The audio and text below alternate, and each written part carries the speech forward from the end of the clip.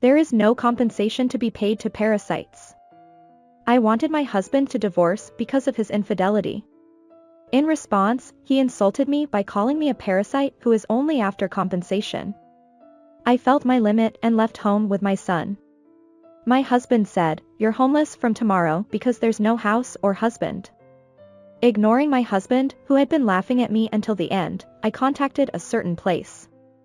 Then, a few days later, my husband called me in a hurry. "My name is Alex. I'm a 32-year-old housewife. I've been married to Ryan for 5 years this year. I live with my 3-year-old son, myself, and Ryan. I'm living a peaceful life now, but I used to live a life that was the opposite of what I am now. I lost both of my parents when I was young, and because my name was masculine, I was bullied from a young age. So I was always alone, I couldn't make any friends, and I was isolated. I spent those days dreaming of having a peaceful and warm family in the future. Ryan, my husband, works for a company founded by his grandfather. His grandfather is still the active chairman of the company. His father is the president, and Ryan is the heir to the next president. I quit my job when I got married to support Ryan, who has a bright future, and became a housewife at the same time. Our meeting was at a business meeting. The company I used to work for was doing business with the company Ryan worked for, and its main business was manufacturing machine parts. I was evaluated for the speed of delivering parts to the company, my personality that had no flaws, and my polite language in the company and at the negotiating table. There were things that could be avoided because I didn't have parents, but the company I was in evaluated my ability. That's what Ryan's grandfather and father heard, and I was encouraged to marry Ryan. Recognized by the in-laws, I was introduced to Ryan and started dating. We started living together in a new home prepared by Ryan's grandfather a few days after we started dating, as we were dating with the premise of marriage. Even when we were dating, we lived together like a married couple, helping each other with housework and cleaning. However, I was worried at first because I was parentless. Moreover, I was just an ordinary company employee and thought that I might not be suitable for him. I was worried before we got married, so I told his family about myself. I don't have parents. So I've always been an enemy of many people since I was a child. Is it okay for someone like me? When I asked, his grandfather and father told me kindly with a smile. It doesn't matter if you don't have parents. Alex, you've worked so hard. You don't have to worry about anything. For me, Alex is like a daughter, so you can rely on me anytime. His grandfather, father, and others treated me like a real family member. For me, who thought I would be alone for the rest of my life, there was no greater fortune than this, and I thought I could spend the rest of my life happily with Ryan, who is a member of such a kind family. I thought I could live as a normal person this time, but after I got married, Ryan gradually began to emotionally abuse me. The emotional abuse became worse when I found out I was pregnant with my son. My grandparents-in-law and parents-in-law were happy about the birth of their grandson, but Ryan seemed to be quite unhappy with their happy faces. Apparently, Ryan was a person who couldn't be satisfied unless he was always number one, partly because he was an only child. When everyone started to take an interest in me, Ryan began to treat me rudely.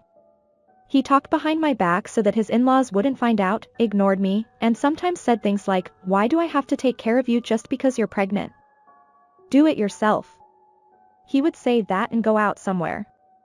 I was exhausted by Ryan's change in attitude from before we got married. Even so, I thought he would be kind again once this child was born. I continued to live while thinking so, and a few months later, my son was born safely. Ryan and my in-laws were happy that their grandson was born, perhaps because he was connected by blood. However, Ryan's emotional abuse towards me did not change. Even so, I was still relieved that he was still kind to my son. My son was still small. He was still kind to my son. I kept telling myself that and continued to endure for my son. Ryan did not take advantage of my feelings, and the emotional abuse gradually worsened.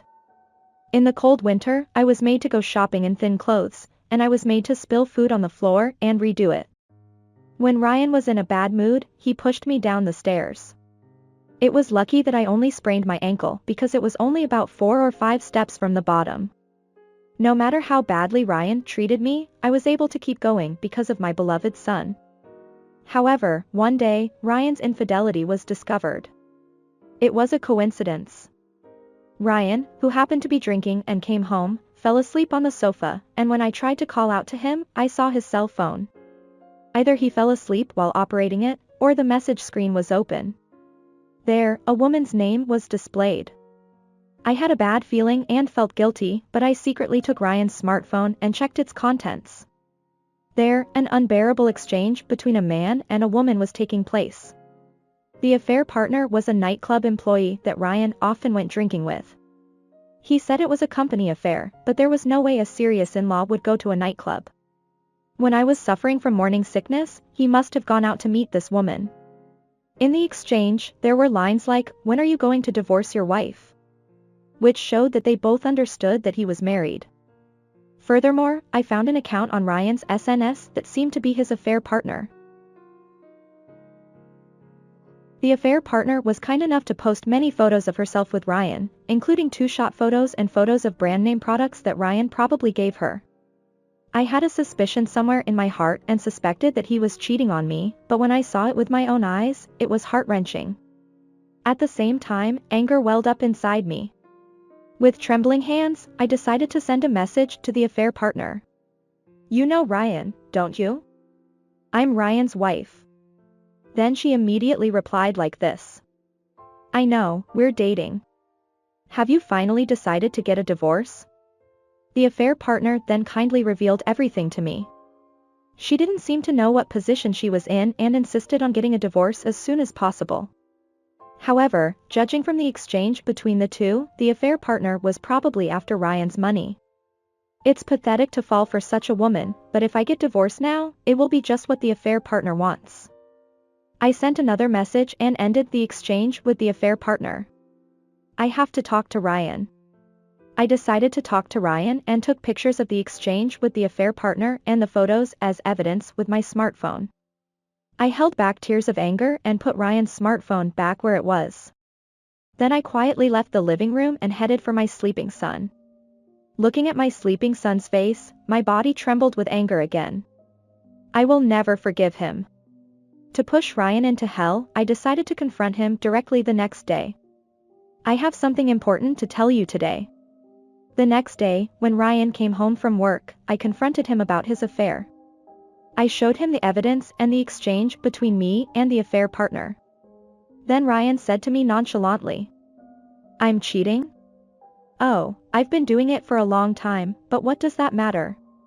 Ryan easily admitted that he was cheating, as if it were a matter of course. "You're already over 30, aren't you?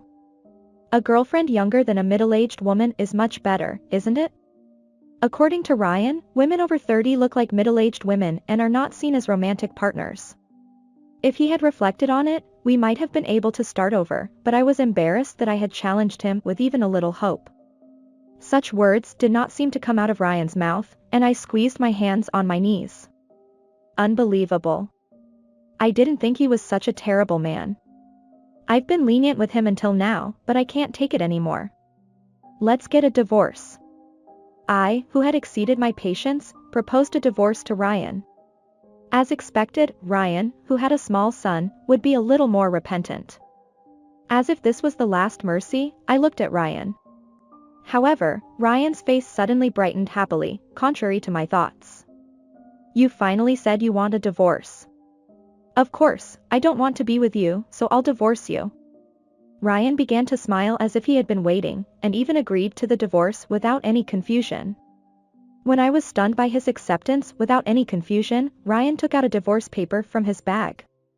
"Since you asked for a divorce, I won't pay any consolation money." I asked Ryan, who was talking nonsense, with a puzzled look. "I'm divorcing because of your affair. Don't you think it's strange to say that yourself?" I managed to say something back, but Ryan laughed at me with his nose, as if to say that I was strange. "You're trying to get divorced for consolation money anyway, aren't you? There's no consolation money to pay for such a parasite." Ryan sneered at me, calling me a parasite for consolation money. I never thought he was such a terrible person. I can't deal with this person anymore, including the emotional abuse I've been through so far. Last but not least, you are really the worst man. I don't want to see Ryan's face anymore. I thought it would be useless to say anything to him, so I stood up. Feeling my blood drain, I took the divorce papers Ryan had prepared and left the house with my son without any big luggage. Ryan didn't try to stop me by saying, "You're homeless from tomorrow because you don't have a house or a husband." He laughed until the end. After leaving the house, I submitted the divorce papers and contacted a certain place. After finishing the call, I decided to stay at a certain place for a while. Then, a few days later, Ryan called my cell phone. "Hey, you. What's going on? What did you tell my family?" I heard Ryan's angry voice from the phone. As I listened to the story, Ryan was disowned by his grandparents and parents. Oh. I just told my in-laws that we got divorced and why. To tell the truth, after submitting the divorce papers, I contacted his grandparents and parents who had taken care of me and told them that I was divorcing Ryan. I explained in detail as politely as possible and told them that I had a voice recorder that I had secretly recorded when I handed down the divorce and that I had it. Then, his grandparents and parents, who heard the reason, were furious. "Alex, come to our house with your child right now. You don't even have a place to stay, do you?" I took advantage of the kind words of his grandfather and decided to stay at his family's house for a while with my son. I cried in front of them. While staying at his family's house, I showed them the voice recorder and photos of the exchange with the affair partner to make sure that Ryan couldn't escape from it. My in-laws had been making a demon-like expression since I came, and they declared that they would thoroughly crush and disinherit Ryan. Ryan, who didn't know anything about it, was making a fuss, saying, "Why do you believe in other people like you more than me, who are connected by blood?" However, the reason was simple. I had been regarded as a family by my ex-in-laws since before I got married, and I was trying to respond to that somehow. After getting married, I gained confidence and thought of my grandparents-in-law and in-laws as my real family. In addition, I was actively taking care of my sick grandfather-in-law and was also a conversation partner for my grandmother-in-law and mother-in-law. Therefore, I was more loved by my in-laws than Ryan since before I got pregnant, and I was trusted by my in-laws. On the other hand, Ryan seemed to have left his grandparents alone since he was young, and he hadn't given them any care or conversation. He had also treated his family as he pleased for his own honor. In addition, his work attitude was bad. "I'm the next president. If you go against me, I'll tell my father." He looked down on his subordinates. My fake grandfather and father seemed to think that Ryan was not the material for the next president, and that's where the affair and emotional abuse were revealed. "I'll forgive you for telling me to divorce, so persuade my family somehow. You're the one who caused this." Even after this, Ryan continued to take an intimidating attitude. But Ryan is already an ex-husband. The relationship has long been cut off. I've submitted the divorce papers, so you and I are strangers. Of course, I'll claim compensation for cheating and child support, so be prepared. He seemed to be in a hurry, and this time he said in a tearful voice, "I was wrong, so please convince my family.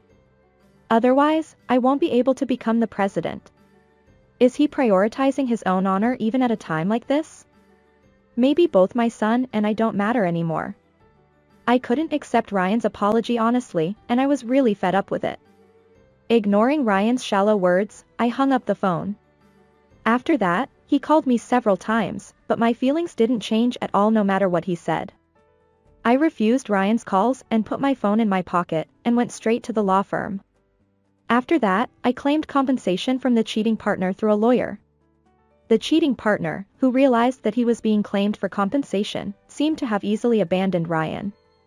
Ryan, who lost his cheating partner, repeatedly requested reconciliation with me. At that time, I was still staying at my in-laws' house and living peacefully with them. However, despite being disowned by his own parents, Ryan sometimes came to our house until late at night. Even I got annoyed, and I sent him away saying, "I won't reconcile with you no matter what you say now. If you get involved any further, I'll take legal action." Thank you for watching. How was today's story? Please subscribe to my channel. Let's meet again in the next story.